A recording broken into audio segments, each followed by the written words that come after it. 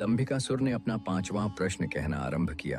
तो सुनो राजा, प्राचीन समय की बात है। शांतिग्राम नामक ग्राम में हरिदत्त नामक एक वृद्ध ब्राह्मण रहता था। यद्यपि वह वेदों का झांता था, परंतु भीतर से अत्यंत क्रूर और लोभी था। वह धर्म के नाम पर दान तो स्वीकार करता, पर किसी भूखे को कभी एक अन्न का कण भी न देता। एक दिन प्रातः समय में एक निर्बल वृद्धा उस ब्राह्मण के द्वार पर आकर कांपती आवाज में बोली, हे ब्राह्मण देव, 3 दिन से अन्न नहीं खाया, बस थोड़ा जल और एक मुट्ठी अन्न दे देते तो बड़ी कृपा होती। ब्राह्मण ने उस वृद्धा को देखते हुए कहा, जाओ यहाँ से दरिद्रिणी, मेरे द्वार अपवित्र मत करो, भीख की आड़ में ठगी मत करो और उस दुर्बला नारी को एक पानी की बूंद भी दिए बिना। बहुत कुछ सुना गया। बुद्ध स्त्री ने रोते बिलखते हुए कहा, हे दुष्ट ब्राह्मण, आज नहीं तो एक दिन तेरा ही वचन तुझ पर भार बनेगा। असल में वह बुद्ध नारी एक तपस्विनी थी। समय का काल चक्र घूमा। हरिदत्त ब्राह्मण अगले जन्म में श्रीधनवा नामक एक वैभवशाली व्यापारी के घर में जन्मा। बड़े होते हुए व्यापार में बहुत सा धन और अपने परिवार के साथ सुख से जीवन व्यतीत करने लगा।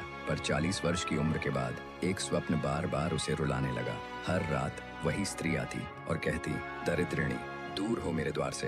धीरे धीरे उसका व्यापार गिरने लगा। कर्ज, बदनामी और रोग ने उसे घेर लिया। परिवार तथा धन रहते समय जो सारे मित्र थे, धन जाते जाते वो मित्र भी चले गए। अंततः दरिद्र और पीड़ित श्रीधनवा एक आश्रम में पहुंचा। उस आश्रम में एक अत्यंत तेज युक्त तपस्विनी ने जब उस व्यापारी को देखा, केवल इतना कहा, आखिरकार तू आ गया। दुष्ट ब्राह्मण श्रीधनवा को कुछ समझ नहीं आया कि तपस्विनी उसे ब्राह्मण क्यों बुला रही है। तभी तपस्विनी ने कहा, क्या याद आया अपना बोझिल वचन? व्यापारी ने कांपती आवाज में पूछा, कृपया आप मुझे ब्राह्मण कह के क्यों पुकार रही हैं देवी? तभी तपस्विनी ने दिव्य शक्ति से उसका पूर्व जन्म याद दिलाया। इतना देखने के पश्चात श्रीधनवा रो पड़ा। उसने क्षमा मांगी। तपस्विनी ने मुस्कुराकर केवल सिर हिलाया और बोली, किए गए कृत कर्म भोगे बगैर तुम इस जंजाल जीवन से मुक्ति कहाँ पाने वाले हो? तभी दैत्य ने राजा से पूछा, बताओ राजा, क्या पूर्व जन्म का किया हुआ बुरा कर्म अगले जन्म में स्वयं को ही कष्ट और पीड़ा के रूप में भोगना पड़ता है? विक्रमादित्य मुस्कुराते हुए बोले, हाँ दंभिकासुर, जो जैसा करता है उसे वैसा ही भोगना पड़ता है। पूर्व जन्म के पाप अगले जन्म में पीड़ा बनकर लौटते हैं। कर्मों का लेखा जोखा कभी नहीं मिटता। वही आत्मा, वही ऋण और वही कष्ट, बस समय और शरीर बदल जाते हैं।